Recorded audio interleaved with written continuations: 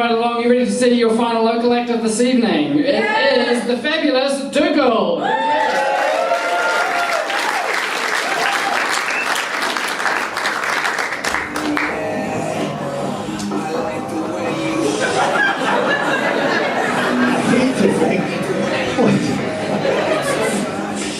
I ain't doing the Gaelic today, I can tell you.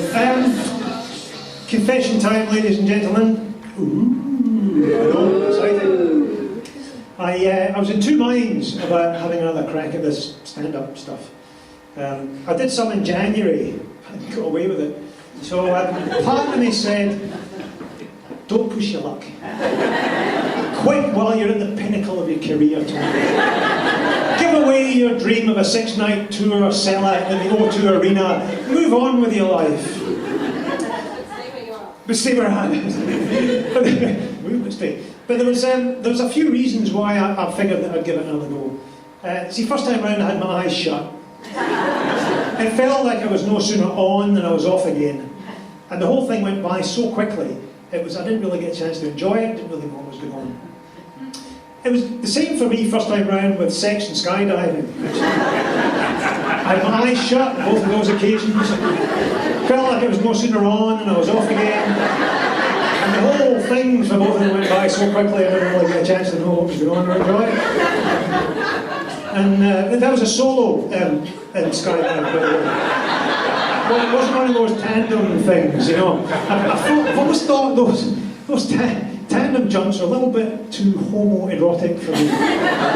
When you think about it, there's some bloke you've never met strapped to your back, and you are just praying, that he doesn't get overly aroused by the friction that's caused as you waddle your way across the tarmac to the plane. It's not, you know, I thought, no, I'm not putting myself up for that. I'll go with the solo jump way, that's the way to go. Apart from anything else, they give you a fixed line that helps open your chute. So I thought, that'll do me, I'll do that. But I found the whole experience really strange. It's very weird. I don't know if you've done this stuff before, but I found it really weird. First thing they did was they put you in all the kit, right? So you get the goggles and you get the helmet and you get all the gear on. And then, they suspended me from the hangar roof in a harness. Now, to be fair, it wasn't just me, by the way. They did this to everyone, so I don't want you to think they just put me up there and they left me. Right, we're off for lunch. Well, what about me? Oh, we'll bring you back a sandwich. They did that to all of us. But see, they put you up in there, and then they spin you round and round. And then they yell at you, harness malfunction, harness malfunction. Then they do that because those are the words you're going to hear in your ear up there if it all turns to custard. So what they want to do is watch and see how you deal with the various situations that can arise. So they did that for a couple of hours, and then they showed me how to exit the plane at 3,500 feet. Now, basically you end up in a star position. Right? Now, it's a bit more glamorous than that for real, but I mean, you get the idea. So your arms are on the support struts of the wing. Your left leg's extended, and your right foot is on the jump step. Now, I say jump step. The jump step is a metal rod about 1 foot long and the width of your finger. But they call it a step to boost your confidence. Because they say, you just put your foot in the step and you think, oh, I can do that, I put my feet on steps every day. Step, pivot. Right, so I can do that. Then they say, relax.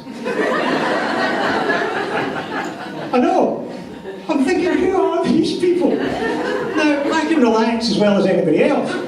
You give me a book, a cup of tea, biscuit and a chair, I can relax all day. Not a problem. Relax for me is not 3,500 feet in a star formation. So they say, right, relax, and then push away gently to avoid bits of the aircraft coming up behind you. So you think, well, okay, look, I can do that. So it's foot, pivot, star, relax, push away gently. Not a problem, we can do this. Now, at 3,500 feet, even when the pilot switches the engine off, which he does, that plane is still moving at about 100 miles an hour. Now that creates quite a slipstream with the air coming in the other direction. And take it from me, there is no way that you've got time to stand, pivot, relax, push it. It's not going to happen. The moment you move outside of that aircraft, that slipstream sucks you off quicker than a high-class Uber of cocaine. It's all over, it's gone, you finished.